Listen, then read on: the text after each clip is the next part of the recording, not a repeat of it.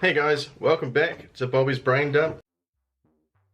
Today we're going to be talking about the German rearmament and the 100 billion euro the Bundeswehr has been given to spend. We'll look at how they've spent it already, and we'll do some wild speculations on what they're probably going to spend it on. So if you didn't know, Germany has actually been disarmed twice before.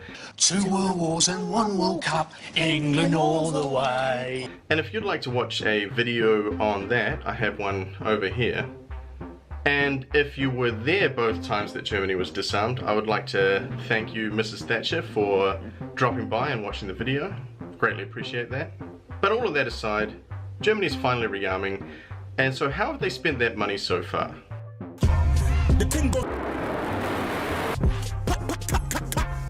The first confirmed purchase is that they will be buying 35 F-35s. And they're going to be buying 15 Eurofighter Typhoons. This is already a substantial chunk of the spending. And that's kind of that for what they've spent so far. Okay, so for the more speculative, what will they spend it on? We've got to think about some of the things that have been happening in Germany recently around their military. So if you weren't aware, Germany has been having a lot of problems with their military recently.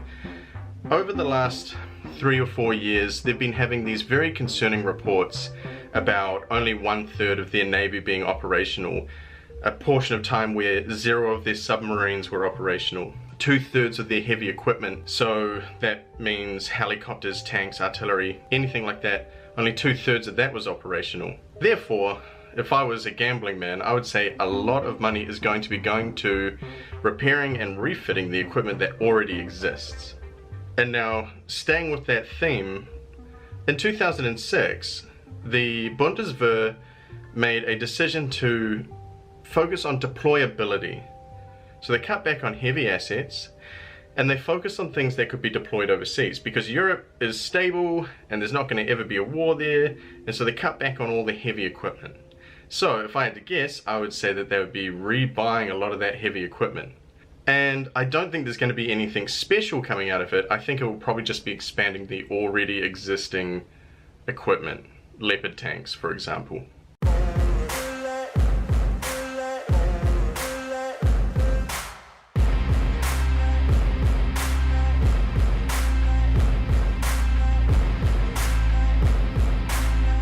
The last bit of speculation is that they're going to be replacing personal equipment like radios or thermals and things like that, because the Bundeswehr has been so under budgeted that they haven't been able to update that technology or get more of those clothing items.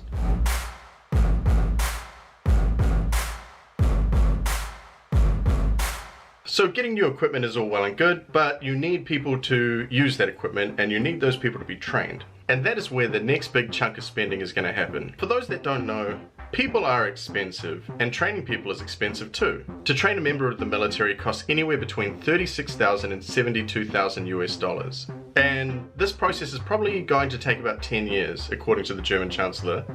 So over the next 10 years, let's just say that the Bundeswehr doubles its personnel. That's going to be roughly $9 billion worth of spending. And that spending doesn't end after the training. 40% of most military's budget comes from personnel costs.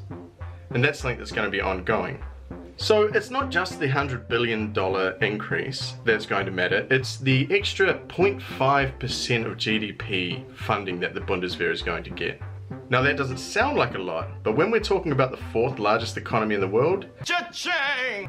And I'm going to speculate that most of that increase is going to be going towards ongoing costs, like refitting and repairing equipment, keeping it up to date, and paying wages. Cheap World War II jokes aside, what does all this matter? For one, it means that Germany's probably going to be getting more involved in world events, and I don't think that this is a bad thing. The more we start to build a global community of defense, the less we need to start worrying about the US and their global policeman status. And for all those people that go, "Oh, NATO!"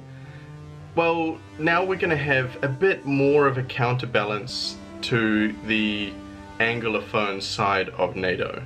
Germany is one of the more mature democracies in the world, and their history is marked by huge triumphs and great shames. And as a population, they are coming to terms with what their nation had done historically and why they want to avoid that.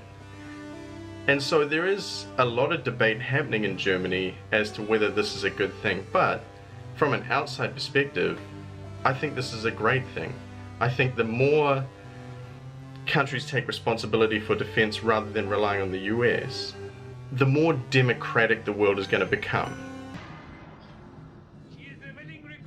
But ultimately, only time will tell what this means and what becomes of it. As I said, this is very, very speculative, and Germany's rearmament isn't going to be without problems.